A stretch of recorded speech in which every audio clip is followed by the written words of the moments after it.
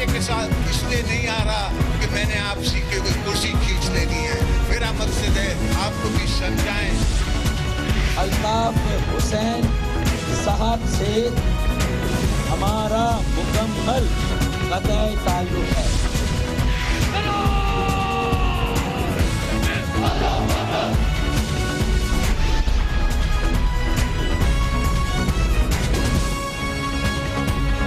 آپ دیکھ رہے ہیں خبروں، تبصروں اور تجزیات پر مبنی پاکستان کا سب سے معتبر نیوز شو دنیا، کامران خان کے ساتھ.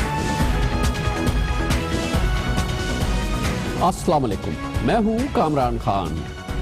مدر رت فاؤ تھی تو جرمنی سے، مگر انہوں نے اپنی پوری زندگی پاکستان کے لیے وقف کی، اور صرف پاکستان کے لیے نہیں، پاکستانیوں کے لیے، اور ان پاکستانیوں کے لیے جو جذام کے خطرناک مرض میں مبتلا رہے.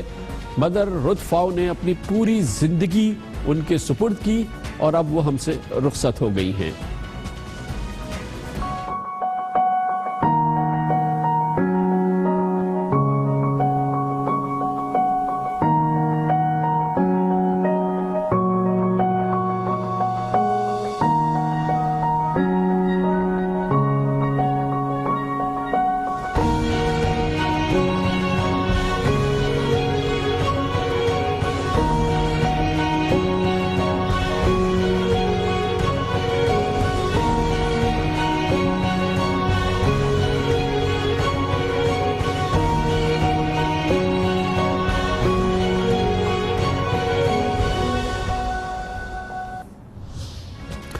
آج سے 60 سال پہلے جب جذام، جس کو عام طور پہ کوڑ کا مرض کہا جاتا ہے اور اس کو لا علاج مرض سمجھا جاتا ہے، اس میں مبتلا مریض کو اچھوت سمجھا جاتا تھا، یہ اس وقت کی بات ہے کہ جرمنی سے خاتون نے اپنا سب کچھ وہیں چھوڑا اور اس مرض کے مبتلا افراد کی مسیحائی کے لیے پاکستان کا رخ کیا، اور پھر ایسی یہاں آئیں اور ایسی پاکستان کے جذام کے مریضوں سے جڑی کہ یہیں کی ہو کے رہ گئی.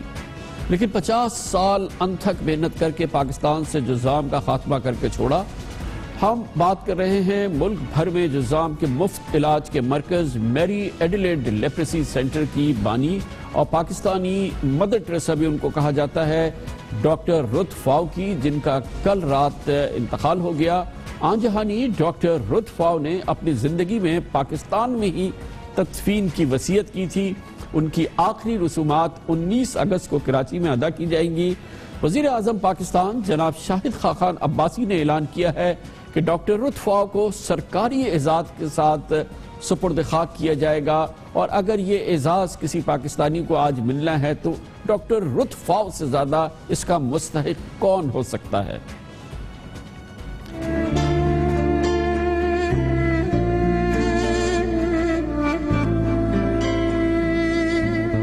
9 ستمبر سن 1929 کو جرمنی میں پیدا ہونے والی ڈاکٹر رت فاؤ، جو 1960 میں پاکستان میں ایسی بسی کہ بس یہیں کی ہو گئیں. کوڑیوں کی مسیحا نے میکسیکو سے تعلق رکھنے والی سسٹر بیرنس کے ساتھ جذام کے مرض کا خاتمہ کرنے کے لیے ساری زندگی وقف کر دی. ڈاکٹر فاؤ کے جیسے انسان تو بہت ہی کم ہوتے ہیں، میں ان کے بہت قریب رہا ہوں، مگر وہ ایسی شخصیت تھی کہ کبھی اگر اس کا کھانا ہے کوئی پیشنٹ کے لیے مسئلہ ہے تو وہ اپنا خود نہیں کھایا، اس نے وہ پیشنٹ کو دیا.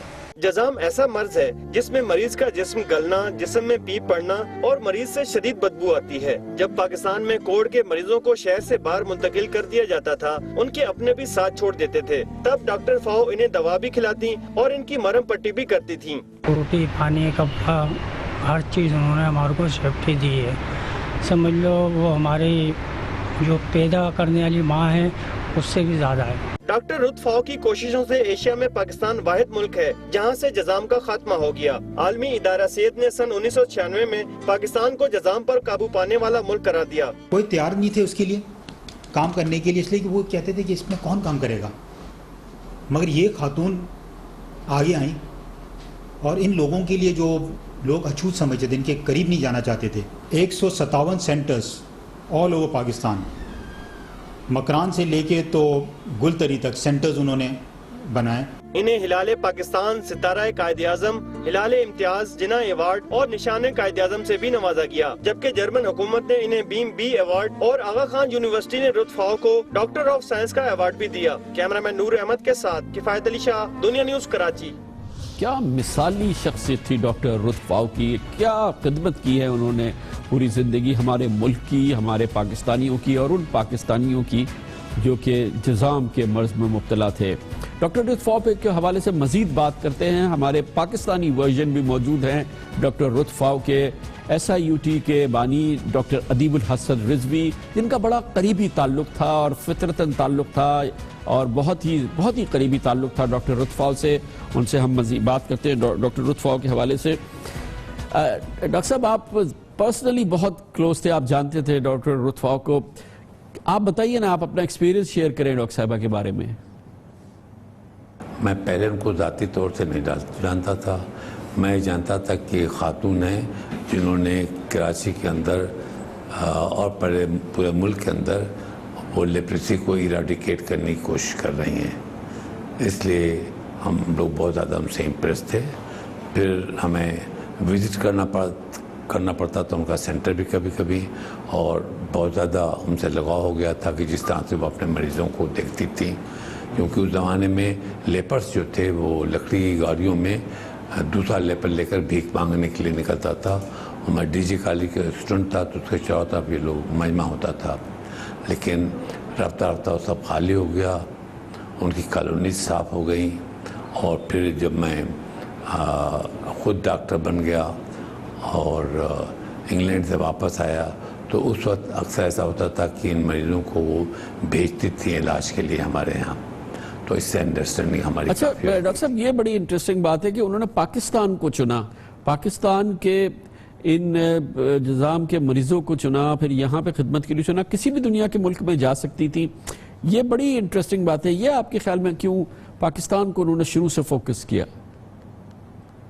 یہ تو ایک سوال ہے کہ اس کا جواب انہی سے لے سکتے ہیں، ہم لوگوں کو دینا مشکل ہے، لیکن ہمیں یہ معلوم ہے کہ ایک عورت جو اتنی کم عمری میں ڈاکٹر بننے کے بعد ایک مرتبہ کراچی ایئرپورٹ پر اترتی ہے اور کراچی شہر دیکھتی ہے، وہاں لیپرس کا مجمع دیکھتی ہے اور اپنی پوری زندگی بدل دیتی ہے، اور بدل دینے کے بعد پورے ملک سے جذام کا یا لیپریسی کا خاتمہ کر دیتی ہے، تو پوری قوم کو کھڑے ہو کر اسے سلام کرنا چاہیے۔ ہمیں ایسی مثال اپنے ملک میں نہیں ملتی۔ اچھا ڈاکٹر صاحب، یہ بھی جیسے بھی آپ عرض کر رہے تھے کہ جذام کا خاتمہ انہوں نے کیا ہے، اور اب یہ سینٹرز کوئی 160 سینٹرز ہیں جو پورے پاکستان میں اس لیپریسی کو جنہوں نے ختم کیا ہے اور اس کو کنٹرول میں رکھنے کے لیے کام کر رہے ہیں۔ ان کا مشن چلتا رہے گا، ایسا انسٹیٹیوشن بنا گئی ہیں ڈاکٹر مدر فاؤ؟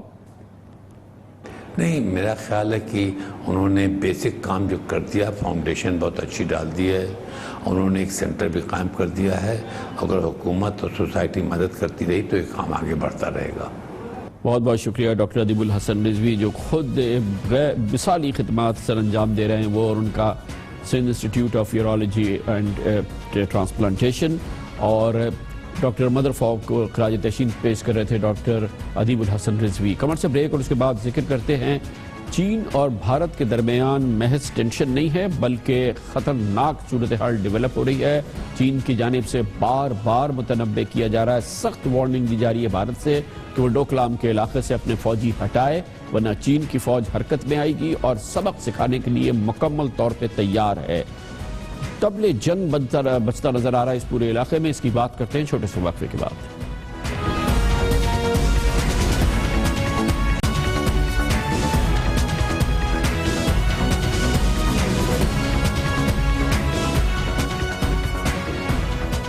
Welcome back. چین کے سرحدی علاقے سکم ریجن میں ڈوکلام کی سرحد پر بھارتی فوج کی موجودگی کے بعد چین نے بھارت کو جنگ کے لیے تیار رہنے کی وارننگ دے دی ہے۔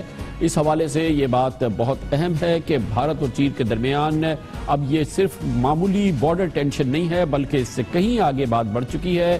حالیہ کشیدگی اس پر شروع ہوئی جب بھارتی فوج نے 1.5 ماہ قبل بقول چینی مبصرین کے 16 جون کو ڈوکلام میں داخل ہو کر چینی سڑک پر کام رکوا دیا۔ چین کے معتبر اخبار چائنا ڈیلی نے کل ایک ایڈیٹوریل لکھا ہے اور یہ پوری صورتحال کے بارے میں آپ کو پکچر دے گا کہ یہ صورتحال کتنی سیریس ہو گئی ہے۔ چائنا ڈیلی نے کل اپنے اداریے میں بھارت کو خبردار کیا ہے اور انتہائی سخت الفاظ میں یہ ایڈیٹوریل جو چینی حکومت کی ترجمانی بھی کرتا ہے اخبار کہہ رہا ہے کہ بھارت کے ساتھ جنگ کا کاؤنٹ ڈاؤن شروع ہو چکا ہے، یہ تنازعہ ناگزیر نتیجے کی جانب بڑھ رہا ہے۔ چائنا ڈیلی کا کہنا ہے کہ امن کے مواقع تیزی سے ختم ہو رہے ہیں اور اب وقت ہے کہ بھارت عقل کے ناخون لے۔ اگر بھارت جنگ سے بچنا چاہتا ہے تو تسلیم شدہ چینی علاقے سے اپنے تمام فوجی واپس بلائے۔ چائنا ڈیلی اپنے اداریے میں کہتا ہے کہ بھارت کو بتا دیا گیا ہے کہ چین بھارتی جارحیت پر تحمل دکھا رہا ہے لیکن ہر چیز کی حد ہوتی ہے۔ سرحدوں پر اشتعال انگیزی کا سلسلہ بھارت نے شروع کیا ہے، اسے ہی ختم کرنا ہوگا۔ بھارتی فوج نے ہٹ درمی نہ چھوڑی تو پھر ناقابل تلافی کی ذمہ دار وہ خود ہوگی۔ اس سے قبل چین کا ایک اور اخبار گلوبل ٹائمز اب سے چند روز قبل کہہ چکا ہے کہ بھارتی اشتعال انگیزیاں جاری رہی تو سرحد پر باقاعدہ جنگ شروع ہو سکتی ہے۔ بھارت نے سرحدی تنازعات پر مذاکرات کے ماحول کو زہر آلود کر دیا ہے۔ گلوبل ٹائمز کا کہنا تھا کہ اگر بھارت تنازع بڑھانے سے باز نہ آئے تو پھر اسے بھرپور سبق سکھایا جائے گا۔ اس حوالے سے یہ بات بھی بہت اہم ہے کہ بھارتی وزیر دفاع ارون جیٹلی نے 2 روز قبل کہا، چین کو یاد دلایا کہ یہ 1962 والا بھارت نہیں ہے، یہ بھرپور بھارت ہے جس کی بھرپور دفاعی قوت ہے اور وہ اس قسم کی کسی دھمکی سے مروب نہیں ہو سکتا۔ یہی صورتحال ہے جو انڈیا کے میڈیم میں بھی نظر آ رہی ہے اور جس کی چھاپ اب خبروں میں تبصروں میں ہر جگہ نظر آتی ہے۔ چین بھارت فوجی ٹینشن ایک انتہائی اہم موضوع ہے۔ ڈوکلام کو لے کر چین بھارت کو لگاتار یدھ کی دھمکی دینے سے باز نہیں آ رہا۔ ڈوکلام سے سینا نہیں ہٹانے پر چین نے ایک بار پھر بھارت کو گیدڑ بھبکی دی ہے۔ چین اب گھسپیٹ کی دھمکی دے رہا ہے، 50 دن سے چلا رہا سیما وواد سلجھنے کا نام نہیں لے رہا ہے۔ چین بھی یہ جانتا ہے کہ 1962 کا بھارت نہیں ہے۔ کیا چین بھارت میں گھسپیٹ کرنے کی تیاری میں ہے؟ یدھ کی دھمکیوں کے بیچ چین نے اب زبردستی گھسپیٹ کرنے کی بھی دھمکی دی ہے۔ ہندوستان کی سینا نو وار نو پیس موڈ میں آ گئی ہے۔ کیا چین سے جنگ کا کاؤنٹ ڈاؤن شروع ہو گیا ہے؟ اس سے پہلے بھی چین کی طرف سے پچھلے 1 مہینے میں 7 بار دھمکی دی جا چکی ہے۔ چین اور اس کی میڈیا لگاتار جنگ کی دھمکی دے رہے ہیں۔ چین اور بھارت کے درمیان کئی 100 کلومیٹر طویل سرحدی علاقے سکم ریجن پر 1962 میں چین اور بھارت کی جنگ بھی ہو چکی ہے، جبکہ سکم میں سرحدی حدود کے حوالے سے چین اور بھارت میں LAC یعنی لائن آف ایکچوئل کنٹرول پر کئی بار جنگ ہوتے بچی ہے۔ اب ایک بار پھر ڈوکلام سرحد پر معاملہ جنگ کی طرف بڑھتا دکھائی دے رہا ہے۔ اس پوری صورتحال پر بات کرنے کے لیے ہم جائیں گے نئی دلی، جہاں پر ہمارے ساتھ موجود ہیں بھارت کی ممتاز سینئر صحافی تجزیہ کار سہاسنی حیدر، جو ڈپلومیٹک ایڈیٹر ہیں بھارت کی ممتاز اخبار دی ہندو کی۔ بہت بہت شکریہ، تھینک یو سو مچ سہاسنی جی۔ آپ بتائیے کہ انڈیا میں اس پوری سچویشن کو کس لیول پہ سرکاری سطح پر کس لیول پہ گریڈ کیا جا رہا ہے؟ How serious is situation? شکریہ کامران صاحب آپ کے شو پہ بلانے کے لیے۔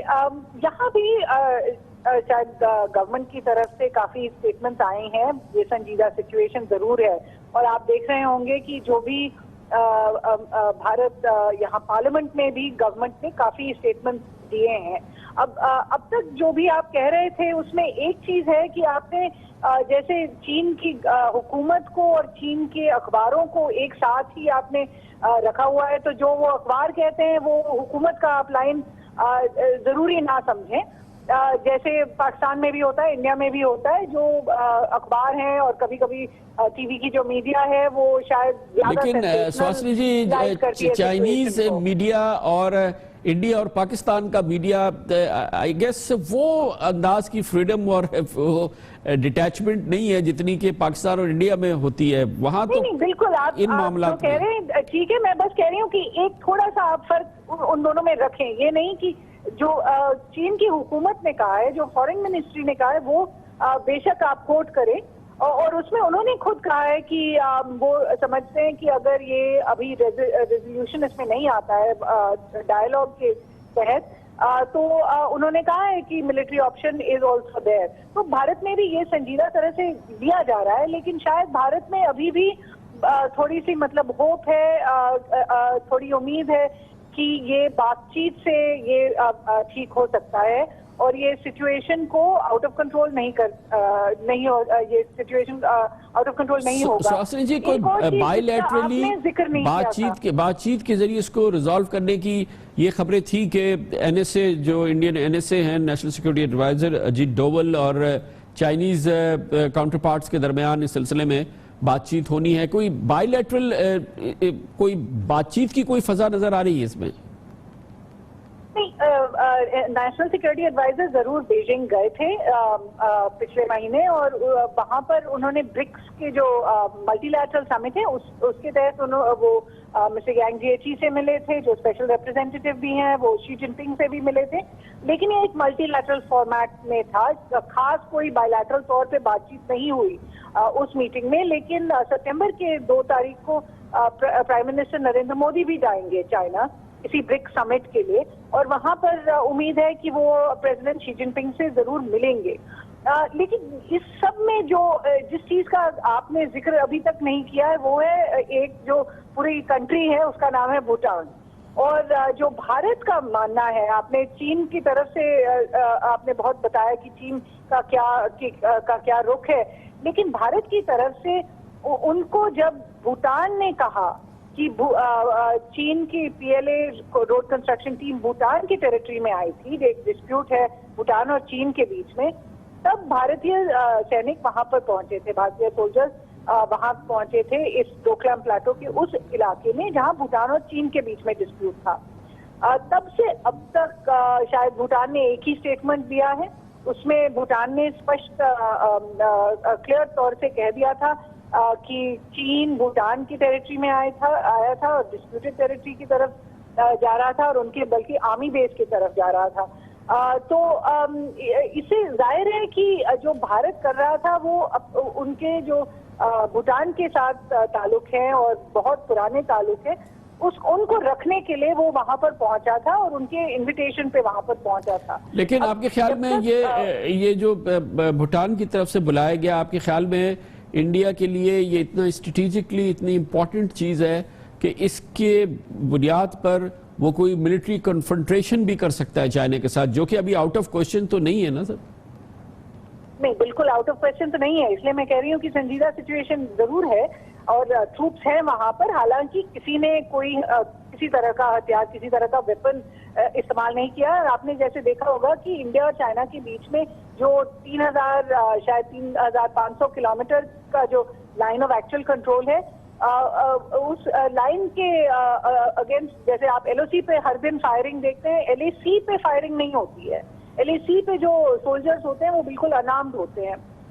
تو ہمیں اب تک جو ہم دیکھ رہے ہیں وہ ایک اسٹینڈ آف ہے سولجرز کے بیچ میں.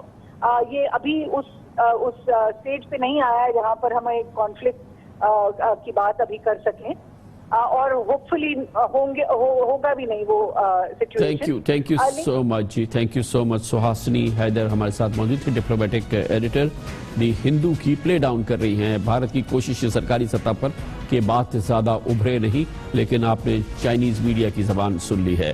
خبر سے بریک اور اس کے بعد ذکر کرتے ہیں اسرائیل کا، اور اسرائیل کا ذکر اس لیے کریں گے کہ وہاں کے وزیر اعظم بھی کم و بیش اسی صورتحال سے دوچار ہو گئے ہیں جس سے ہمارے سابق وزیر اعظم جناب نواز شریف دوچار ہوئے ہیں. فرق یہ ہے کہ وزیر اعظم نیتن یاہو پہ براہ راست سرکاری کرپشن کا الزام لگا ہے، اور وزیر اعظم نیتن یاہو اب سخت مشکل میں ہیں. ان پر باقاعدہ سرکاری چارجز لگنے والے ہیں، ان پہ فرد جرم عائد ہونے والی ہے، اور کہا یہ جا رہا ہے اسرائیل میں کہ ان کے دن گنے جا چکے ہیں. پوری صورتحال پہ بات کرتے ہیں چھوٹے سے وقفے کے بعد.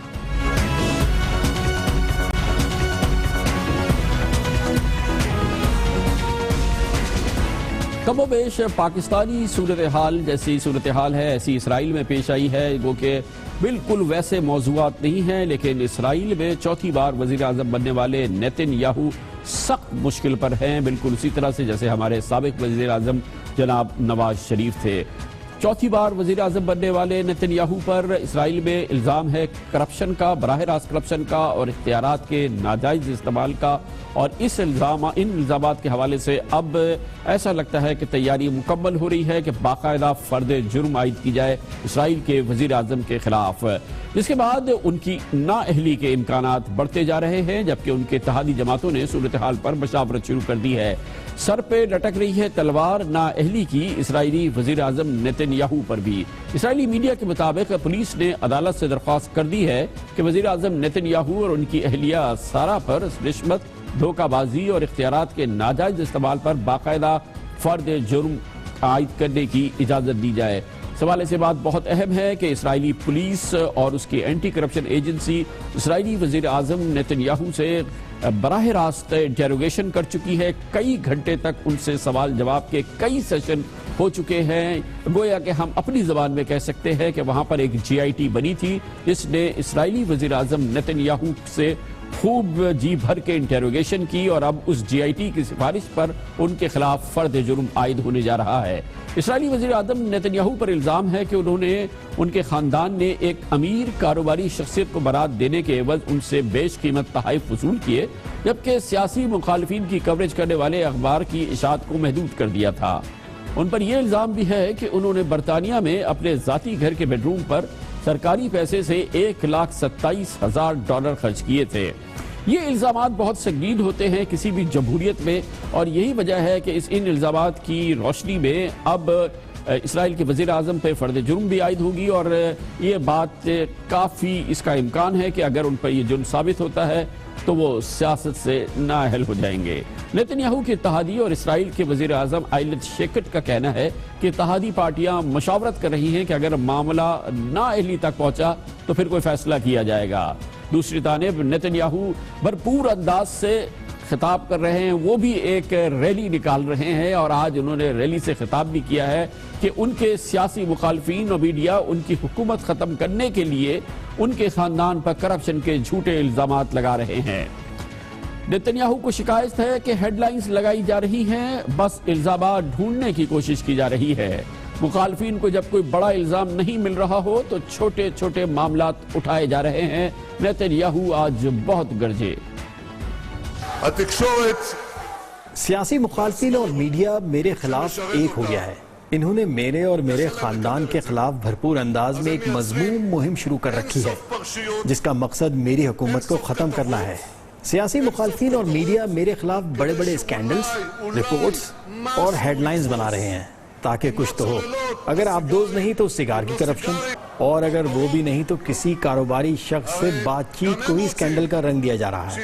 یہ لوگ قانون نافذ کرنے والے اداروں سے میرے خلاف کسی نہ کسی ثبوت کی خواہش رکھتے ہیں۔ ایک کیس نہ ہو تو دوسرا، اور اگر وہ بھی نہ ہو تو کوئی اور مقدمہ۔ انہیں تو بس میرے خلاف کچھ نہ کچھ چاہیے۔ اسرائیل کے بڑے اخبار یروشلم پوسٹ کہتا ہے کہ پولیس حکام وزیر اعظم نیتن یاہو اور ان کی اہلیہ سے ان الزامات کے حوالے سے ان کی رہائش گاہ پر 3 بار کئی گھنٹے طویل پوچھ گچھ کر چکی ہے، لیکن نیتن یاہو کے لیے مشکل صورتحال 5 روز قبل پیدا ہوئی جب ان کے چیف آف سٹاف نے وعدہ معاف گواہ بن کر کرپشن کا اعتراف کر لیا، اور اس سے پوری صورتحال یکسر بدل گئی۔ اسی سال جنوری میں نیتن یاہو سے پولیس کی تحقیقات کے بعد حزب اختلاف کی پارٹیوں نے ان سے استعفے کا مطالبہ شروع کر دیا تھا، لیکن نیتن یاہو کا کہنا تھا کہ اپوزیشن والے ابھی جشن نہ منائیں، آپ غباروں میں ہوا بھرتے رہیں اور ہم حکومت چلاتے رہیں گے۔ مگر اب معاملہ بظاہر ان کی گرفتاری اور نااہلی کی جانب بڑھ رہا ہے۔ اسرائیل میں وہی ہو رہا ہے جو کچھ دن پہلے پاکستان میں ہوا۔ کمرشل بریک، اس دوران آپ نیوز ہیڈ لائن دیکھ لیں، جس کے بعد ہم اپنے پروگرام کے بقیہ حصے کے ساتھ واپس آتے ہیں۔ آپ دیکھ رہے ہیں خبروں، تبصروں اور تجزیات پر مبنی پاکستان کا سب سے معتبر نیوز شو دنیا، کامران خان کے ساتھ۔ سابق وزیر اعظم نواز شریف کا قافلہ اس وقت ہم نہیں کہہ سکتے کہ رواں دوا ہے، یہ تھم چکا ہے۔ پچھلے کئی گھنٹوں سے یہ جہلم کے مقام پر رکا ہوا ہے، اور بتایا یہ گیا ہے کہ اب یہ کل صبح دوبارہ لاہور کی جانب گامزن ہوگا۔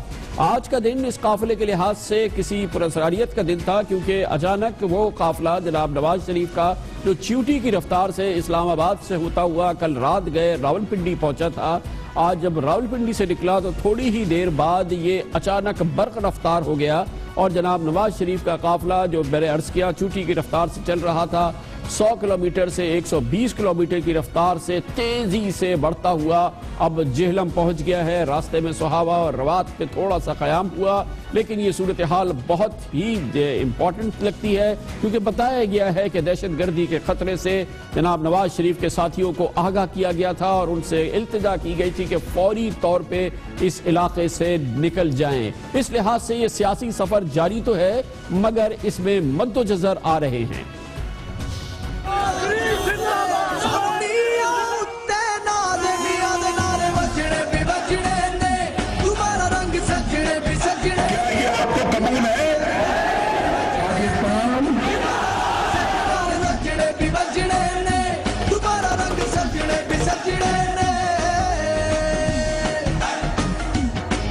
قائد ہیں, ان کی وجہ سے پاور میں آئے تھے اور انہی کی وجہ سے انشاءاللہ تعالی واپس کم بیک کریں گے. اپنے محبوب قائد کی ایک جھلک دیکھنے کے لیے کل صبح سے بیتاب ہے. ہمارا لیڈر کل بھی نواز شریف تھا اور آج بھی نواز شریف ہے. نون لیگ دا ساتھ نبھاؤ, نہ تجھے پاسے جاؤ, نہ مڑ کے تو دیکھو میاں دے نعرے بجنے بھی بجنے نے, دوبارہ رنگ سجنے بھی سجنے نے.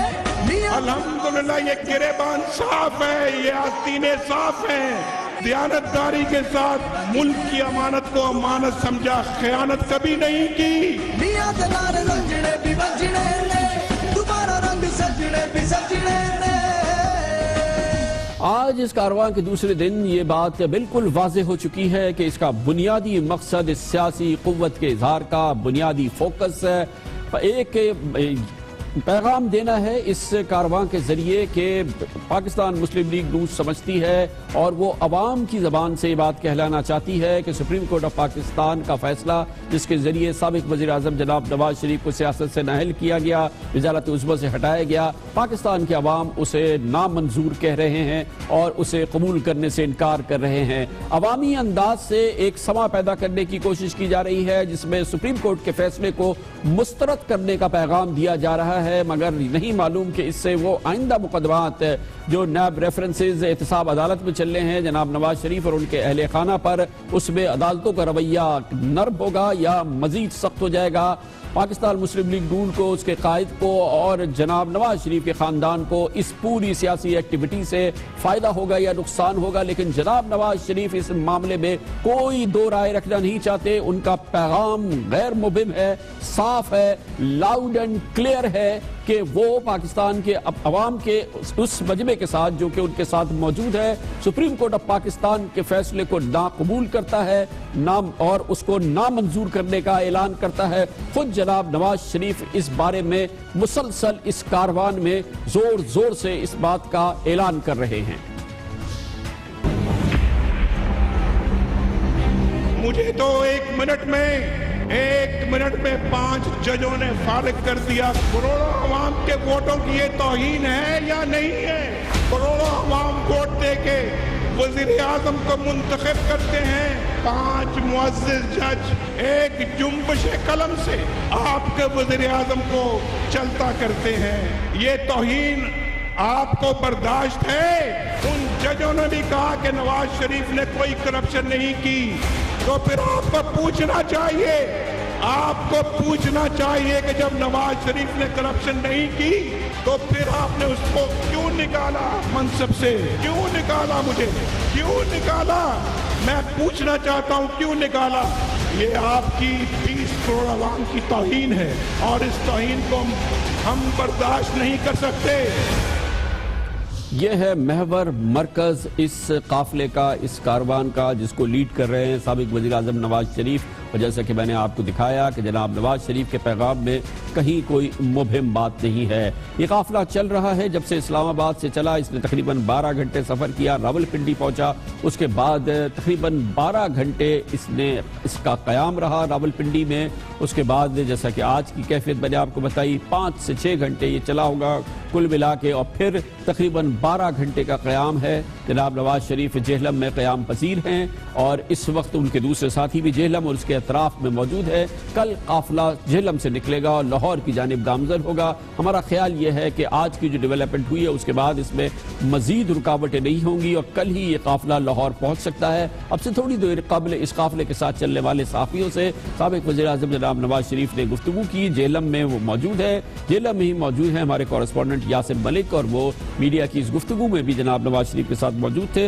यासिर मलिक, पहले ये बताइएगा इस वक्त वहाँ माहौल क्या है? नवाज शरीफ साहब कहाँ हैं, उनके साथी सब कहाँ हैं? जेहलम में इस वक्त क्या हो रहा है? जी बिल्कुल कामरान खान साहब, आज ट्यूलिप में इस वक्त मौजूद हैं हम लोग भी और साबिक़ वज़ीर आज़म नवाज शरीफ भी ट्यूलिप होटल में मौजूद हैं, जबकि उनके दीगर जो साथी हैं वो भी उनके साथ मौजूद हैं, जिनमें ख्वाजा साद रफ़ीक हैं, डॉक्टर तारिक फजल चौधरी हैं और इसके साथ साथ हमने मुशाहिदुल्लाह को भी देखा, सरदार मेहताब अब्बासी उनके साथ मौजूद हैं। और अब से कुछ देर पहले उन्होंने सहाफ़ियों से जो गैर रस्मी गुफ्तगू की है उसमें उन्होंने कहा है कि जब पनामा लीक्स का जब फैसला आया तो कई ममालिक के सरबराहान जो है उन्होंने मुझे फ़ोन किया और इस फैसले पर तशवीश का इजहार किया। इसके साथ साथ उन्होंने ये कहा कि तहरीक इंसाफ को वो सियासी कुव्वत नहीं समझते हैं। दूसरी जानिब जब शाहिद खाकान अब्बासी जो कि अब वज़ीर आज़म है पाकिस्तान के, उनके हवाले से सवाल किया गया तो उन्होंने कहा कि अब कोटली सतिया का वज़ीर आज़म आ गया है और कोटली सतिया की अवाम की तमाम तर महरूमियाँ जो हैं उनको दूर किया जाएगा। इसके साथ साथ उन्होंने ये भी कहा कि इसके साथ उन्होंने ये भी कहा कि जब मैं निकला था अवाम के सामने, जब खुद को पेश किया तो अवाम की जानिब से एक जो रिस्पॉन्स है वो बड़ा अच्छा मिला। इस्लामाबाद का जो काफिला था वो भी आपने देखा, जब हम पंजाब हाउस से जब निकले थे उसके बाद हमने ये भी देखा कि नवाज शरीफ जो है, साबिक़ वज़ीर आज़म नवाज शरीफ जो है वो अपना पूरा सफ़र जब उन्होंने पिंडी से शुरू किया था तो उस दौरान हमने देखा कि पिंडी के अंदर तो बड़ी तादाद में कारकुनान मौजूद थे, लेकिन जब पिंडी से रवाज चौक से ये काफिला आगे बढ़ा तो उसके बाद कारकुनान जो है वो कम होना शुरू हुए। फिर उसके बाद दीना के करीब बड़ी तादाद में कारकुनान थे और उसके बाद हमने ये भी देखा कि जो ये जेहलम का इलाका है वहाँ पर भी एक भरपूर किस्म का इस्तकबाल किया गया, जहाँ पर मियाँ नवाज शरीफ जो है उन्होंने कारकुनान से खिताब भी किया और खिताब करने के बाद अब वो ट्यूलिप होटल में मौजूद है। कल का क्या प्रोग्राम बताया है? कल अंदाज़न कब ये लोग यहाँ से निकलेंगे और प्रोग्राम क्या है कि कल ही लाहौर पहुंचना है या भी सफर को बीच में कहीं रोकना है मजीद? जी बिल्कुल, जब इस हवाले से पूछा गया कि कल का प्रोग्राम क्या है तो उस हवाले से साबिक़ वज़ीर आज़म मियाँ नवाज शरीफ का कहना था कि वो सुबह 10 बजे यहाँ से निकलेंगे और इसी तरह वो कारकुनान के हमरा जो है वो लाहौर का सफ़र जो है उसको जारी रखेंगे। लेकिन ये भी बताया जा रहा है, जब हमारे जो उनके दीगर रुफ़का थे जिनमें ख्वाजा साद रफ़ीक थे उनसे बात हुई तो उन्होंने कहा कि कारकुनान चूँकि बड़ी तादाद में मौजूद होते हैं तो गाड़ी जो है वो उसकी स्पीड भी काफ़ी कम होती है। तो आज पूरी कोशिश ये की जाएगी कि जल्द अज जल्द जो अगले मुकाम है और जो सिर्फ 4 मकाम ऐसे बनाए जाएंगे, 4 जगह ऐसी होंगी जहां पर वजीर आज़म जो है वो रुक कर कारकुनान से खिताब करेंगे। बाकी जो तमाम तर छोटे इलाके जो इस रास्ते में आएंगे, छोटे शहर जो होंगे, वहां पर उसी तरह अपनी गाड़ी में मौजूद रहकर और कारकुनों को उनके नारों का जवाब भी देते रहेंगे और उनको उनके हौसला अफजाई भी करते रहेंगे जो कारकुनान रास्ते में। कल देखना है कि जनाब नवाज शरीफ लाहौर पहुंचते हैं या नहीं, मगर ये पूरी सियासी एक्टिविटी इस हवाले से आज अहम डेवलपमेंट ये थी कि जनाब चौधरी निसार अली खान कौमी असम्बली में नजर आए, जिसका इजलास हो रहा था। चौधरी निसार अली खान साहब ने कहा कि उनकी अपनी वजूह है जिसकी वजह से वो इस काफिले में शामिल नहीं, मगर उन्होंने एक अच्छा सवाल किया। उन्होंने कहा कि मेरे बारे में ही क्यों पूछा जाता है कि वो जनाब नवाज शरीफ के साथ इस काफिले में शामिल नहीं है। बकौल उनके 90% सीनियर लीडरशिप जो है वो जनाब नवाज शरीफ के साथ इस काफिले में शामिल नहीं है, चाहे उसकी कोई भी वजूहात हो। जिसमें अहम बात यह है, उन्होंने कहा कि जो सीनियर लीडरशिप है 90% वो जनाब नवाज शरीफ के साथ इस काफिले में मौजूद नहीं है। बहरहाल इस काफिले में जनाब नवाज शरीफ के साथ पाकिस्तान मुस्लिम लीग नून के चेयरमैन जनाब राजा जफरुल हक नहीं है, मुस्लिम लीग नून के बानी अरकान में जनाब इसाक डार नहीं है, चौधरी निसार अली खान साहब नहीं है, ज़ाहिर है कि वज़ीर आला शहबाज शरीफ इस काफिले का हिस्सा नहीं है, काबीना के कई अहम अरकान नहीं है और सीनियर लीडरशिप में कई इंपॉर्टेंट लोग हैं जो कि नज़र नहीं आ रहे। मगर चौधरी निसार अली खान साहब कहते हैं और उन्होंने मिसालों से बात की है कि पुरजोर तहरीक में और पुरजोर एहतजाज को मौजूदा सूरत हाल के पस मंज़र में देखना चाहिए। लगता ये है कि वो इस किस्म के एहतजाजी माहौल के और इस किस्म की मौजूदा एहतजाजी सियासत के हामी नहीं है जैसे शायद पाकिस्तान मुस्लिम लीग नून में और लोग भी होंगे। इस पूरे मौजू पर, माहौल पर और आज के इस जो लॉन्ग मार्च हो रहा है या काफिला चल रहा है, इस पर बात करते हैं। हमारे मुमताज़ एनालिस्ट, तज़कियाकार, कॉलमनिस्ट, सहाफ़ी जनाब अयाज ज़मीर हमारे साथ मौजूद हैं। बहुत बहुत शुक्रिया अयाज ज़मीर साहब। काफ़िला नवाज शरीफ रवां दवा तो नहीं कह सकते मगर एक बार फिर जेलम में रुक गया है। रावलपिंडी में ये काफिला रुका। जनाब नवाज शरीफ अब इबाम नहीं रख रहे कि ये दरअसल सुप्रीम कोर्ट ऑफ पाकिस्तान के फैसले के खिलाफ एक एहतजाजी मार्च है जिसको वो लीड कर रहे हैं। लेकिन इसका मकसद क्या होगा? बेमकसद की रागनी लगती है। लेकिन उससे पहले कामरान साहब अगर आप इजाज़त दें तो मैं सिर्फ ये ज़रा गुजारिश करना चाहता हूँ। ये जहाँ पे क़याम कर रहे हैं ट्यूलिप होटल, इसका आपको कोई पस मंज़र तो पता होगा? नहीं जी। ये जब मेहरान बैंक के यूनुस हबीब साहब ने कहा था कि मैंने 1990 के इलेक्शन में जो जुमला बाकी नून लीग के कायदीन को पैसे दिए थे तो नवाज शरीफ साहब की खिदमत में भी 33 लाख रुपए दिए थे। तो जब अब उनकी हुकूमत आई तो वही यूनुस हबीब साहब ने कहा कि पैसे तो दिए गए थे लेकिन वो जो ट्यूलिप होटल है उनके जो मालिक शरीफ साहब हैं उनको दिए गए थे। ये शरीफ और थे और वो शरीफ और थे। तो मैंने कहा जहाँ पे आज उनका क़याम है मैं सिर्फ ये याद दहानी करा दूं कि इसका थोड़ा सा इसका थोड़ा एक बात है कि ये रास्ते में जिस रास्ते पे चल रहे हैं और जो एक तरह की रैली और तहरीक है उनके साथ जनाब नवाज शरीफ खुद बार बार कह रहे हैं कि दरअसल ये एहतजाज है सुप्रीम कोर्ट ऑफ पाकिस्तान के फैसले के खिलाफ और इसमें पूरी तकरीर उनकी वही होती है, तमाम जुमले वो होते हैं। बिल्कुल एक अप फ्रंट उनका चार्ज है इस वक्त मौजूदा सूरत हाल के हवाले से। 1999 में 12 अक्टूबर को भी उन्होंने एक कदम उठाया था, सुबह उठाया था, शुरू किया था, शाम को नतीजा सा कोई और निकल आया था। अब भी वो कर रहे हैं, पर क्या वो समझते हैं कि जितना कोई शो ऑफ पावर वो कर सके हैं, और मेरे ख्याल अब कल से लेके अब तक है कि जो ज़ल्ज़ले की तवक्को की जा रही थी वो ऐसी बिल्कुल नहीं हुई, और अवाम जितना वो ये जो उनके जो सर्कल उनके करीब है वो तवक्को रख रहा था कि इतना बड़ा उमड़ के आएगा, ऐसा बिल्कुल नहीं हुआ। तो इससे फिर मकसद क्या हासिल होगा? सिर्फ आपने अपना वो जो है एक दिल की जो भड़ास करनी है, या आप समझते हैं कि कोई सुप्रीम कोर्ट वो फैसला वापस लेगा, या कोई ऐसे इकदाम लिए जाएंगे कि आपकी डिपोजिशन, आपकी माजूली जो है ऐसा कोई होने को जा नहीं रहा। तो फिर आप क्या बावर कराना चाह रहे हैं? और आप ही ने अभी फरमाया कि जैसे निसार अली खान कह रहे हैं कि बहुत सारे उनके लोग जो हैं वहाँ शामिल नहीं है, इसका मतलब है उनकी तायीद या उनकी रजामंदी इस चीज़ में उनका जो ख्याल है इस सारी मुहिम में वो नहीं है। मेरे ख्याल में जो इन्होंने जीटी रोड का फैसला किया है इनकी तरफ से बहुत भूल हो गई है, मिसकैलकुलेशन हो गई है। बहुत अच्छे रहते अगर मोटरवे से जाते, कोई भरम रह जाता, वो पंजाबी का लफ्ज़ है कोई भुलेखा इनका रह जाता, और ये कह सकते लाहौर पहुंच के कि अगर हम जीटी रोड पे आते तो पूरा पंजाब जो है उठ खड़ा होता और पूरा सूबा पैरालाइज हो सकता। अब इस पोजीशन में नहीं है।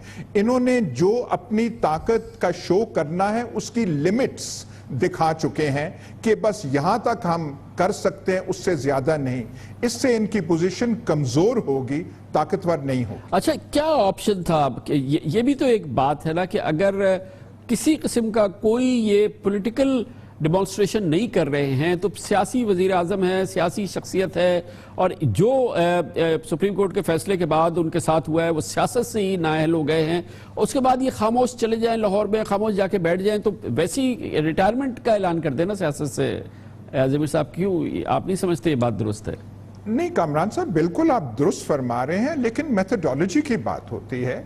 जब भुट्टो साहब माजूल हुए थे, आपको याद होगा کہ وہ لاڑکانہ سے آئے تھے, لاہور آئے تھے, ملتان آئے تھے, وہاں پہ انہوں نے جلسہ. یہ اگر کوئی ایسی چیز کرتے کہ یہاں سے جس دن معزول ہوئے تھے سپریم کورٹ نے حکم سنایا تھا, اگر اسی وقت یہ وزیر اعظم ہاؤس سے نکل کے ایک رات وہاں قیام نہ کرتے, مری وہاں نہ جاتے, واپس پنجاب ہاؤس نہ آتے, کوئی اچھا نہیں لگتا. ڈگنیفائڈ طریقہ ہوتا, جاتے عمرہ چلے جاتے, وہاں پہ کوئی اپنی حکمت عملی بناتے, وہاں پہ اپنا کنسلٹیشن کرتے, کوئی جلسہ بہت بڑا کر سکتے تھے لاہور میں, جیسے عمران خان نے 2011 میں کیا, اس کے بعد ڈاکٹر طاہر القادری نے کیا, بہت بڑا اس پہ توجہ. یہ تو انہوں نے اپنی طاقت کا وہ دکھا دیا ہے جیسے وہ ایک زائل ہوتی ہے. اس جی ٹی روڈ والے جو مارچ ہے اس نے تو یہ کر کے دکھا دیا ہے. میں چکوال کے بارے میں جانتا ہوں, کل لوگ آئے تھے, مندرہ تک پہنچے, ذلیل و خوار ہو کے رات کو واپس گئے, آج پھر آئے. نواز شریف صاحب وہاں سے گزرے, اس وقت تیزی سے جا رہے تھے, انہوں نے یہ زحمت گوارا نہ کی کہ مندرہ رک کے کوئی ایک سیکنڈ ہاتھ کسی سے ملا لیں. تو میرا خیال ان کی تنظیم کوئی نہیں, کسی چیز کا انتظام نہیں کیا گیا, تو اس سے وہ حاصل کیا کریں گے؟ اگلی وہ کال دیں گے تو انہیں یہ لوگ بھی جتنے اس وقت اکٹھے ہوئے ہیں اکٹھا کرنا بہت دشواری ان کو پیش آئے گی. بہت شکریہ جناب ایاز امین ہمارے ساتھ موجود تھے.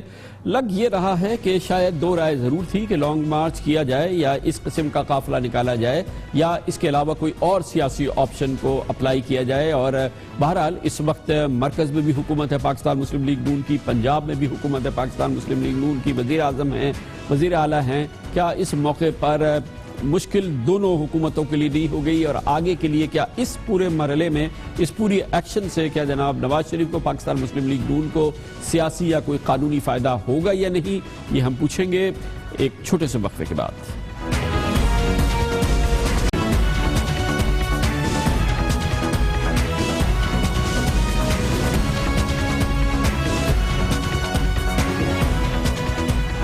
ابھی تو سابق وزیر اعظم جناب نواز شریف اور پاکستان مسلم لیگ نون کا قافلہ اسلام آباد سے لاہور کے راستے میں جہلم پہ ٹھہرا ہوا ہے, اور ابھی سفر جاری ہے اور کل بھی جاری رہے گا. لیکن ابھی سے ہی اس سیاسی انیشیٹو پر, اس سیاسی تحریک کے حوالے سے تبصرے ہونے شروع ہو گئے ہیں. اس کا کیا سیاسی فائدہ ہوا ہے, کیا قانونی فائدہ ہوگا, کیا کوئی سیاسی فائدہ ہوگا یا نہیں, اور اس پوری ایکسرسائز سے پاکستان مسلم لیگ نون نے اور جناب نواز شریف نے کیا حاصل کیا, یہ بات بالکل واضح ہے کہ اس پوری تحریک کا مرکز, محور, منبع سپریم کورٹ آف پاکستان کا فیصلہ ہے, اور جسے جناب نواز شریف اپنے تمام ساتھیوں کے ساتھ یک کے بعد دیگرے مسلسل مسترد کر رہے ہیں. عوام سے بھی بار بار پوچھ رہے ہیں کہ کیا انہوں نے یہ فیصلہ قبول کیا یا نہیں قبول کیا, اور نامنظور کی صدائیں ہیں جو اس قافلے کے ساتھ ساتھ چل رہی ہیں. گویا کہ اس کا مرکز, منبع سپریم کورٹ آف پاکستان کا یہ فیصلہ ہے. اسی حوالے سے اس پورے سیاسی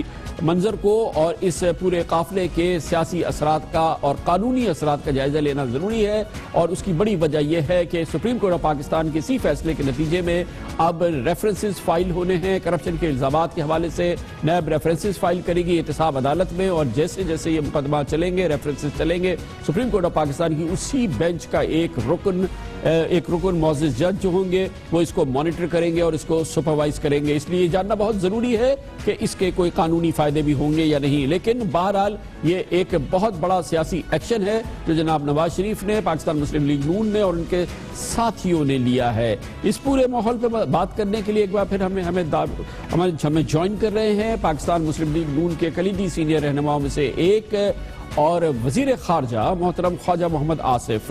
بہت بہت شکریہ خواجہ صاحب. یہ فرمائیے گا کہ جس وقت یہ قافلہ اسلام آباد سے شروع ہوا اور آج بار بار سیکیورٹی معاملات کے حوالے سے بار بار بات ہوتی رہی, اور آج وہ وقت آیا جب جناب نواز شریف کو, جب وہ راولپنڈی سے نکلے اور رواد کی جانب گامزن تھے, ان کو کچھ بتایا گیا, جس کے بعد یہ قافلہ بہت تیزی سے جو ہے وہ جہلم پہنچا ہے اور پھر وہاں جا کے یہ رک گیا ہے. کیا سیکیورٹی معاملات ہیں اس حوالے سے, کیا تازہ ترین خبریں ہیں جس کی وجہ سے آج یہ ڈیولپمنٹ بھی ہوئی؟ جی بہت شکریہ خان صاحب, میں آپ کا شکر گزار ہوں. آپ نے بڑی جو ہے نا وہ سوالات جو ہے نا اٹھائے ہیں. میں اس سارے ایونٹ کے بارے میں, یہ جو ہم نے جو اسلام آباد سے کل شروع کیا, سیکورٹی کے کنسرنز کے متعلق پہلے بات کروں گا خان صاحب. یہ میاں صاحب نے جب اسلام آباد سے نکلے یا اس سے 2-3 روز قبل بھی جو ہے بار بار جو ہے نا سیکورٹی کے معاملے میں جو ہے ان کو وارن کیا جاتا رہا کہ بھئی آپ یہ رسک نہ لیں. لیکن بعض اوقات پولیٹیکل جو ایشوز ہوتے ہیں یا بینیفٹس ہوتے ہیں پولیٹیکل، اس کو مد نظر رکھ کے پھر جو ہے ایک رسک کیلکولیٹڈ لینا پڑتا ہے، اور جو ہم نے لیا. لیکن آج صبح جو ہے وہ یہ کہا گیا کہ ایک تو رات کے اندھیرے میں سفر نہ کریں، اور دوسرا یہ ہے کہ جن علاقوں میں آپ اننیسیسری ایکسپوز ہو رہے ہوں وہاں سے تیزی سے گزر جائیں. جہاں پہ آپ نے رکاوٹ کرنی ہے عوام سے، استقبال کرنے والوں سے، وہاں پہ بریفلی 5-10 منٹ غیر اس جو پروٹیکٹڈ ایک کنٹینر ہے اس سے باہر نکلے بغیر جو ہے نا آپ ایڈریس کریں. تو اسی لیے یہ تھوڑا سا کام لمبا بھی ہوا ہے کہ آج رات جیلم میں رہ رہے ہیں، اور متوقع ہے کہ کل رات گجرانوالا میاں صاحب قیام فرمائیں گے. تو یہ سیکورٹی کو جو ہے اس کو ساتھ ساتھ جو ہے وہ اس کو کیٹر کر رہے ہیں ہم. لیکن خواجہ صاحب یہ بہت ہی بڑا رسک لیا ہے، کیونکہ ابھی تو ہم اس کا وزن نہیں کر پا رہے کہ اس کا سیاسی فائدہ کیا ہوگا، قانونی فائدہ کیا ہوگا. لیکن یہ بہت ہی میسیو رسک ہے، کیونکہ نہ صرف یہ کہ جناب نواز شریف صاحب کے لیے رسک ہے، ان کے ساتھیوں کے لیے رسک ہے. یہ جو آپ کے کارکنان جو ان پروٹیکٹڈ چل رہے ہیں اس قافلے میں ساتھ، پرائم منسٹر صاحب تو آرمڈ سسٹم کے اندر ہیں، لیکن یہ جو ان پروٹیکٹڈ لوگ رہے، خدا نہ خواستہ کوئی واقعہ ہو جائے تو لینے کے دینے پڑ سکتے ہیں. میں بالکل آپ سے اتفاق کرتا ہوں، لیکن خان صاحب یہ ایک اس ایونٹ کی ایک بہت بڑی جو ہے نا سگنیفیکنٹ ہے. جو آپ نے قانونی بات کہی ہے میں اس کو نہیں سمجھتا کہ اس میں کوئی قانونی فائدہ ہوگا. قانون نے تو اپنا ایک رستہ اپنانا ہوتا ہے، چاہے وہ whether we like it or not you know. اور اس کے پاکستان میں جو ہماری 70 سالہ تاریخ ہے کہ وہ کس طرح قانون بھی اپنا رستہ بناتا ہے، میں اس تفصیل میں جائے بغیر جو ہے آپ بھی جانتے ہیں، ناظرین بھی ہمارے جانتے ہیں کہ ہمارے ملک میں کیا تاریخ ہماری رہی ہے. اور باوجود اس بات کے کہ ہم نے 70 سال کا سفر طے کر لیا، لیکن ابھی بھی سوال جو ہے اس پروسیس کے بارے میں اٹھائے جاتے ہیں، جا رہے ہیں اور جائیں گے. پرہیپس اللہ کرے یہ سلسلہ کہیں تو جا کے ختم ہو. لیکن میں اس کا پولیٹیکل سائیڈ پہ کچھ عرض کرنا چاہوں گا کہ ایک فیصلہ ہوا، آپ نے قانون کی بات کی ہے، ہم نے اس فیصلے کو منوان جو ہے امپلیمنٹ کر دیا. میاں صاحب نے فوری طور پہ استعفیٰ دیا. 1-2-3 روز کے پروسیس کے اندر ایک نئی حکومت کی تشکیل ہوگی. اس میں تو کوئی ہم نے جو ہے آئین کا اور قانون کا احترام جو کیا ہے کہ ہمیں ایک فیصلہ جو ہمیں ذہنی طور پہ، سیاسی طور پہ اور ہمارے نقطہ نظر سے قانونی طور پہ بھی جو ہے وہ درست نہیں تھا، ہم نے اس کو منوان، کیونکہ اس سے جو انکار سے جو اس کے مضمرات تھے وہ بہت خطرناک ثابت ہوتے ہیں. اس لیے ہم نے جو آئین کو جو ہے اس کے سٹرکچر کو پروٹیکٹ کرتے ہوئے.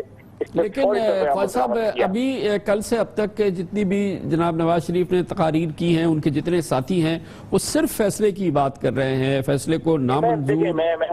میں اس کا کیا فائدہ ہوگا؟ دیکھیں یہ جو سلسلہ ہے کہ ہم فیصلے عوام سے پوچھ رہے ہیں کہ آپ کو منظور ہے.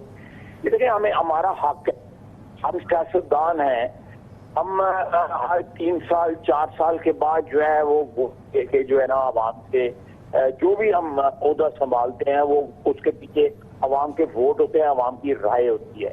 یہ واحد ایک آئین کا ایک ادارہ ہے جس کے پیچھے عوام کی 100% عوام کی جو ہے خواہشات ہوتی ہیں، امنگیں ہوتی ہیں. باقی کسی ادارے کے پیچھے یہ تقدس نہیں ہے جتنا یہ تقدس ہے کہ عوام 20 کروڑ عوام کی جو ہے وہ رائے ہے اس ادارے کے پیچھے جس کا نام پارلیمنٹ ہے.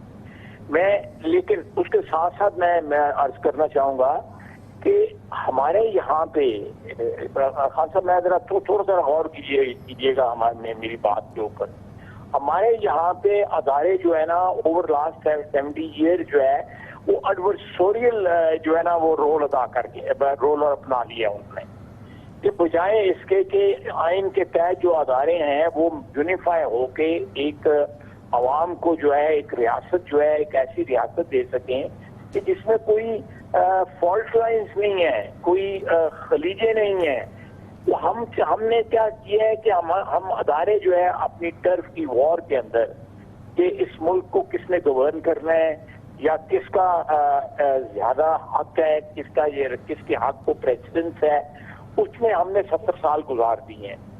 اس ٹائم کے ہم جو ہے ادارے جو ہے آئین کے تحت جو ہے رہ کے کوئی ایسا ایک ایٹماسفیئر یا فضا پیدا کریں جس میں یہ جو مخاصمانہ جو ایک رویے ہیں اداروں کے درمیان یہ ختم ہو، اور جو عوام کی رائے ہے اس کا. اب جب میاں نواز شریف کہتے ہیں کہ اس ملک میں کوئی وزیر اعظم جو ہے ٹینیور جو ہے وہ پوری نہیں کر سکا، یہ بات سے یہ فیکٹ ہے. یہ کیوں نہیں سوال ہم اپنے آپ سے پوچھتے؟ جی کیوں نہیں ہم جو یہ سوال پوچھتے؟ پاکستان کے عوام یہ سوال پوچھ رہے ہیں کہ صرف. لیکن خواجہ صاحب جو وزرائے اعظم اپنی مدتیں پوری نہیں کر سکے اس میں ظاہر 3 بار نواز شریف صاحب ہیں، 2 بار محترمہ بے نظیر بھٹو ہیں اور دوسرے وزرائے اعظم ہیں محمد خان جنیجو ہیں.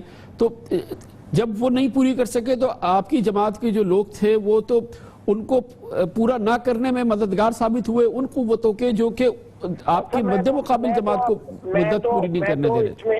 میں تو اس میں کوئی دیکھیں ان کو جو ہمارے جو جب شکست و ریخت ہوتی ہے سیاسی پارٹیوں کی تو اس میں بھی تو ادارے جو ہے ملوث ہوتے ہیں نا. یعنی اپنے آپ کو لیجیٹیمائز کرنے کے لیے مشرف نے تحقیق بنا لی، اپنے آپ کو لیجیٹیمائز کرنے کے لیے ایوب خان صاحب نے جو ہے وہ جنرل ایوب خان نے جو ہے وہ کنونشن لیگ بنا لی، اپنے آپ کو لیجیٹیمائز کرنے کے لیے جو ہے ضیاء الحق کا بھی نام لینا سر. میں اسی میں آ رہا ہوں. بالکل میں کبھی نہیں جھکوں گا. انہوں نے جو ہے وہ مجلس شورا بنا لی. آپ یہی کہنا چاہتے تھے نا؟ بالکل میں کہہ رہا ہوں. تو یہ سارے معاملات جو ہیں جنرل یحییٰ خان صاحب نے بھی ایک کمیشن کریٹ کرنے کی کوشش کی. وہ میں اس کا رازدار ہوں اس چیز کا. تو کمیشن کریٹ کرنے کے تینوں مسلم لیگ جو ہے مل کے جو ہے وہ بھی ان کو کوئی لیجیٹمیسی دے دیں. دیکھیں ہمیں یہ اعتراف کرتے ہوئے بالکل نہیں جھجکنا چاہیے. جس طرح میں نے اعتراف کیا نا بالکل نہیں جھجکنا چاہیے. اٹونمنٹ اس وقت ہوتی ہے جب پہلے آپ گناہ کو تسلیم تو کریں، اس کے بعد کو معافی کا دروازہ کھلے گا نا. لیکن اگر ہم سیاستدان جو ہے وہ اپنی اٹونمنٹ کے لیے جو ہے اپنی قصور بھی مانتے رہیں گے تو باقی ادارے جو ہیں وہ سارے کے سارے جو ہیں وہ انفیلیبل ہیں. یعنی ان سے کوئی گناہ نہیں ہوا، ان کے جو جرائم ہیں ان کے اوپر کوئی پکڑ بھی نہیں ہے، کوگنیزنس بھی نہیں ہے. اور وہ لوگ جو ہے کوئی وہ دیکھیں مشرف آ جا کے باہر بیٹھا ہوا ہے، کسی میں ضرورت نہیں ہے کوئی ہاتھ ڈالے اس کو. وہ ہے کوئی ادارہ یا کوئی مائی کا لال جو اس کو ہاتھ ڈالے؟ کسی میں ضرورت نہیں ہے. تو یہ جو انٹچیبلز ہیں ہمارے سیاسی سسٹم کے اندر جو ہیں، یا جو انٹچیبلز جو ہیں ہمارے آپ گلاس ہاؤسز میں بیٹھ کے جب پتھر ماریں گے تو کوئی پتھر آپ کو بھی آ لگے گا. تو پھر یہ سلسلے جو میں تو سمجھتا ہوں، میرا جو پچھلے 4 سال کا 5 سال کا ایکسپیرینس ہے کہ یہ چیزیں مخاصمت سے یا ایڈورسریل جو ایٹیچیوڈ ہے اس سے حل نہیں ہوگا. بہت شکریہ، بہت شکریہ جناب خواجہ محمد آصف وزیر خارجہ ہیں. اور کہتے یہ ہیں کہ اداروں کے حوالے سے تشنگی بہرحال برقرار ہے اور وہی ماحول ہے کہ اس سے پہلے اب جناب نواز شریف کئی بار کہہ چکے ہیں کہ تیسری بار ان کو وزارت عظمیٰ سے ہٹایا گیا ہے. جیسے کہ خواجہ آصف صاحب سے بات ہو رہی تھی اور وہ تسلیم کر رہے تھے کہ 3 بار ہمیں ہٹایا گیا اور 3 بار ہم نے 3 منتخب وزرائے اعظم کو ہٹوایا اور اس میں ان قوتوں کے معاون ثابت ہوئے جن سے کہ اب ہماری تشنگی ہے. گویا کہ اداروں کے ساتھ ہم نوائی اور اداروں کے ساتھ مقاسمت یہ پاکستان مسلم لیگ نون کی سرشت میں اب تک تو شامل رہا ہے. اس کی بات کرتے ہیں ایک چھوٹے سے وقفے کے بعد.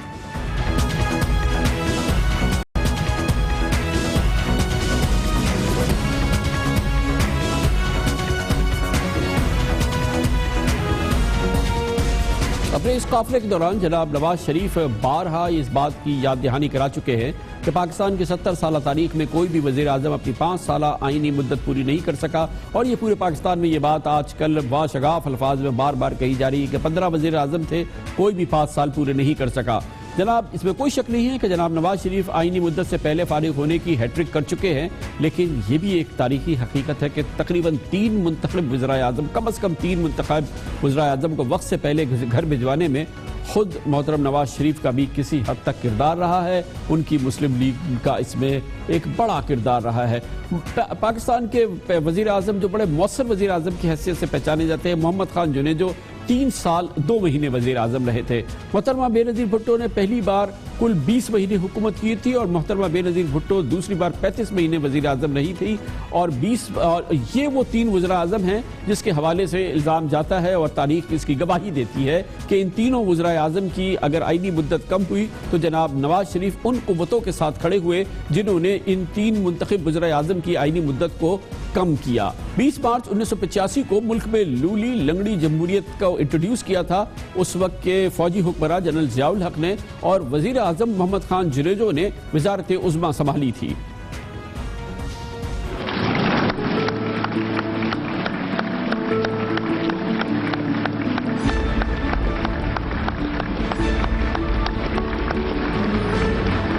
بسم اللہ الرحمن الرحیم۔ بسم اللہ الرحمن الرحیم۔ میں محمد خان جنیجو چھت کے دل سے حلف اٹھاتا ہوں کہ میں مسلمان ہوں۔ 10 اپریل 1988 کو ہونے والے سانحہ اوجڑی کیمپ کی تحقیقات کے اعلان کے کچھ ہی مہینوں کے بعد، مطلب تقریباً 6 ہفتے ہوئے تھے، جنرل ضیاء الحق نے سابق وزیر اعظم محمد خان جنیجو کی حکومت ختم کر دی اور ان سے مسلم لیگ کی صدارت بھی چھین لی، مگر اس پورے موقع پہ جناب نواز شریف اور ان کے ساتھی جنرل ضیاء الحق کے ساتھ کھڑے رہے۔ محمد خان جنیجو کا انہوں نے ساتھ نہیں دیا، اسی وجہ سے جنرل ضیاء الحق نے جناب نواز شریف کو پنجاب کے نگراں وزیر اعلیٰ کی حیثیت سے برقرار رکھا۔ پھر 1988 میں محترمہ بے نظیر بھٹو شہید کی پہلی حکومت کا 1990 میں ہی جب تختہ الٹا گیا تو اس وقت کے وزیر اعلیٰ پنجاب جناب نواز شریف، صدر Ghulam Ishaq Khan, army chief general Aslam Beg اور ISI کے سربراہ جنرل اسد درانی کا عزائم کے سامنے دیوار مر کر کھڑے ہو جاتے اور فوج کی چھتری تلے اسلامی جمہوری اتحاد نہ بنتا تو یہ تمام صورتحال نہیں ہوتی، اور پھر محترمہ بے نظیر بھٹو نے اسی وجہ سے اپنی پہلی حکومت کے خاتمے کے بعد اپنی پہلی پریس کانفرنس میں ان کا بڑا یہ شکوہ تھا، گیلا تھا کہ ان کے جنرل اسلم بیگ سے کوئی اختلافات نہیں تھے، مگر نواز شریف کی ٹکراؤ کی سیاست اور دوسری چیزوں کی وجہ سے ایسا ہوا۔ The reasons that were given by the president were the same as the reasons that were given by Zia ul Haq when he overthrew Mr. Junejo in a move that is widely condemned as a sneak attack on democratic institutions. They could not bardasht karo Junejo and they could not bardasht karo me, and I want to tell you within 2 or 3 weeks either they roll back and the assemblies are restored or they will never bardasht karo. I had no differences with General Aslam Beg till May 1990. But all these events that I'm talking about, the no confidence move, etc., they were made against me before 1990. Nawaz Sharif's then confrontationist move, many other things. 1996 میں محترمہ بے نظیر بھٹو کی دوسری جمہوری حکومت کو محترمہ کے اپنے لائے ہوئے صدر فاروق لغاری نے فارغ کیا تھا، مگر یہ سب کے علم ہے کہ فاروق لغاری یہ کرامات نہ دکھا پاتے اگر جناب نواز شریف ایسا ماحول نہ بناتے اور صدر فاروق لغاری کو بے نظیر کی حکومت لپیٹنے پر باقاعدہ نہیں اکساتے بلکہ اس سے مطالبہ نہ کرتے۔ اب فیصلہ ہوا ہے بے نظیر بھٹو کی گورنمنٹ کو ڈسمس کرنے کا، اس میں لوگوں نے اس کو بڑا ویلکم کیا ہے، اور پھر میں جب پریزیڈنٹ فاروق لغاری کو جا کے ملا تھا میں نے ان کو کہا تھا پریزیڈنٹ صاحب یہ پبلک ڈیمانڈ ہے کہ you now must get rid of this government, اور میں سمجھتا ہوں کہ اس فیصلے پہ ملک کے اندر مٹھائیاں بانٹی گئی ہیں، ملک کے اندر خوشیاں منائی گئی ہیں۔ 2008 میں جب پیپلز پارٹی کی حکومت بنی اور پھر 2012 میں جب میمو گیٹ کا پراسرار معاملہ سامنے آیا اور سپریم کورٹ تک یہ معاملہ پہنچا تو جناب نواز شریف اس وقت کے فوجی سربراہ جنرل کیانی اور سابق ISI سربراہ جنرل شجاع پاشا کے ساتھ سپریم کورٹ آف پاکستان پہنچ گئے۔ سوئس حکومت کو خط نہ لکھنے پر سابق وزیر اعظم یوسف رضا گیلانی کو جب توہین عدالت اور نااہلی کا سامنا ہوا تو جناب نواز شریف نے ہی اخلاقیات کا ان کو درس دیا، اور شاید اب انہیں اس بات پہ خود شرمندگی ہوگی کیونکہ نواز شریف کہتے ہیں کہ سابق وزیر اعظم گیلانی کا معاملہ نااہلی تک نہیں جانا چاہیے تھا. حالانکہ 2012 میں محترم نواز شریف نے ہی وزیر اعظم گیلانی کی نااہلی کے وقت کہا تھا کہ دوسرے ملکوں میں تو صرف الزام لگنے پر وزیر اعظم وزراء گھر چلے جاتے ہیں. سپریم کورٹ کے فیصلے کے بعد یہ وہیں بیٹھے ہیں. گیلانی صاحب کی عزت اسی میں تھی کہ وہ حکومت چھوڑ جاتے. یہ تو وہ بندہ ہے جس کے خلاف سپریم کورٹ نے فیصلہ سنا دیا ہے. اس کو تو اب تک رخصت ہو جانا چاہیے تھا. یہ ابھی تک اس منصب پہ فائز ہے. کیا وہ پاکستان کے بارے میں امپریشن دے گا کہ پاکستان میں یہ کچھ ہوتا ہے؟ دوسرے ملکوں میں صرف الزام لگتا ہے. الزام لگنے سے پہلے وزیر اعظم وزیر مشیر استعفیٰ دے کے گھر چلے جاتے ہیں. اور یہاں سپریم کورٹ فیصلہ سنا چکی ہے. سپریم کورٹ فیصلے میں ان کو نکال چکی ہے, فیصلے میں سزا دے چکی ہے, اور یہ وہیں کے وہیں بیٹھے ہوئے ہیں. آج کے اس فیصلے کے بعد جناب گیلانی صاحب اب آپ کیا کریں گے؟ اب آپ کے پاس کون سا راستہ ہے اپنے آپ کو بچانے کے لیے؟ عزت اسی میں تھی کہ پہلے دن نیچے اتر جاتے منصب سے. عزت اسی میں تھی, چھوڑ جاتے اس حکومت کو. لیکن گیلانی صاحب آپ نے پاکستان کے ساتھ اچھا نہیں کیا. یہی وجہ ہے کہ شاید اب جناب نواز شریف پھر ایک بار کہتے ہیں کہ سیاسی قوتوں کے درمیان کانٹریکٹ ہونا چاہیے. سینٹ چیئرمین رضا ربانی کہتے ہیں کہ ادارے اور سیاسی قوتیں مل کے بیٹھیں, اس مسئلے کو حل کریں. دیکھنا یہ ہے کہ کیا اس بار یہ مسئلہ حل ہو پائے گا یا نہیں. لیکن بہرحال دیکھنا یہ ہے کہ کیا واقعی انسداد کرپشن کا معاملہ ہے اس وقت پورے پاکستان میں. اگر ہے تو ساری ان قوتوں کو سندھ کا رخ کرنا چاہیے, جہاں پر سندھ حکومت نے آج آخری حد پوری کی, نیب کا بستر لپیٹ دیا ہے. سندھ حکومت کے معاملوں میں انسداد کرپشن کے ادارے کا ہی عمل دخل ختم کر دیا ہے سندھ حکومت کے معاملے میں, اور 500 کرپشن کے کیسز جو نیب میں ہے خط لکھ دیا ہے کہ ان تمام کیسوں کو سندھ کے حکومت کے محکمہ اینٹی کرپشن کے حوالے کر دیا جائے. اس پورے معاملے پہ بات کرتے ہیں چھوٹے سے وقفے کے بعد.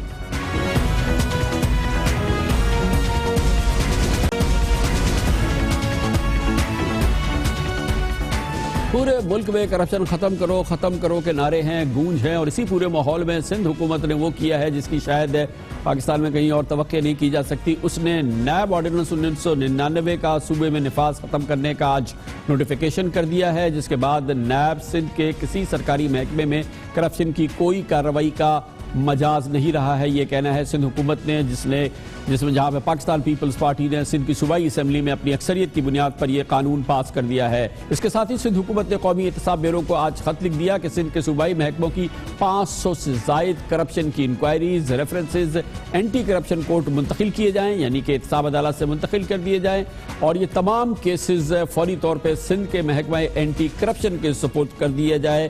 کرپشن میں کہ ایسے بڑے بڑے معاملات ہیں نیب میں جس کا تصور شاید پاکستان میں کہیں اور نہیں کر سکتا, مگر سندھ حکومت نے وہ کیا ہے جس کا شاید کوئی تصور نہیں کر سکتا تھا, کہ اس نے نیب کو ہی لپیٹ دیا ہے سندھ کے سرکاری معاملات سے. معاملہ اب یہ پہنچ گیا ہے سپریم کورٹ آف پاکستان میں, جہاں پر کرپشن کے حوالے سے پچھلے کئی مہینوں سے بہت زبردست کارروائیاں ہوئی ہیں, بہت گونج رہی ہے. دیکھتے یہ ہیں کہ سپریم کورٹ آف پاکستان نے جہاں پر اس قانون کو سندھ حکومت کے قانون کو چیلنج کیا گیا ہے کیا کارروائی کرتے ہیں. لیکن اس پورے موضوع پہ بات کرنے کے لیے ہمارے ساتھ ایک بار پھر موجود ہیں پاکستان کے سینئر ماہر قانون اور بیرسٹر ڈاکٹر فروغ نسیم. بہت بہت شکریہ ڈاکٹر صاحب.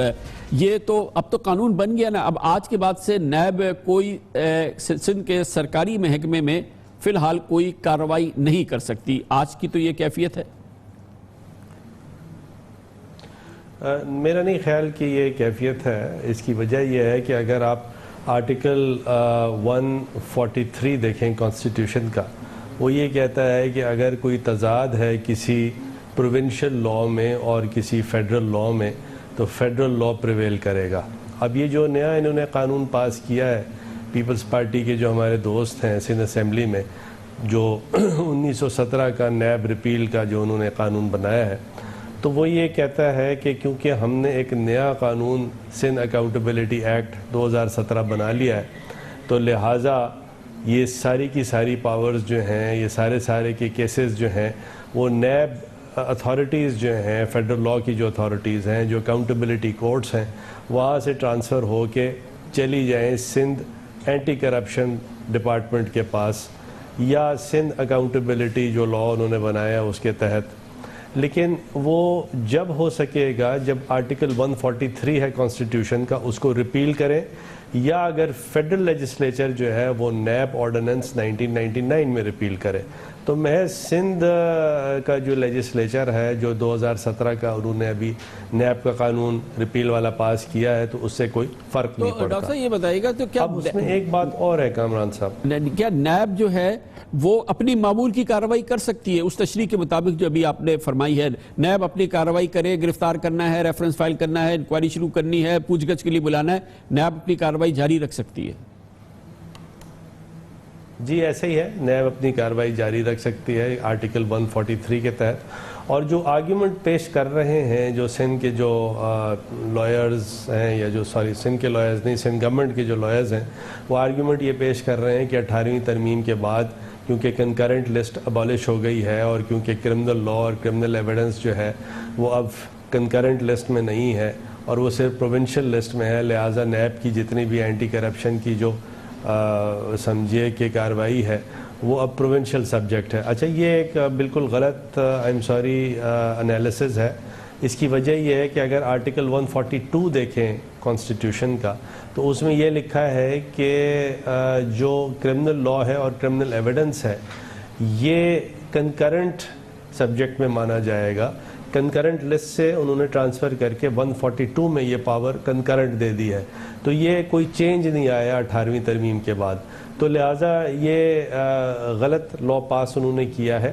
اور آئی ایم شور کہ جب یہ مگر اس میں ڈاکٹر صاحب بہرحال اس کی تشریح اور یہ جو آپ فرما رہے ہیں اس کو بہرحال زبان اور قانون کی گرفت میں سپریم کورٹ آف پاکستان ہی لا سکتی ہے نا، وہ اس سلسلے میں کوئی حکم دے سکتی ہے یا اس قانون پر حکم امتناعی جاری کر سکتی ہے؟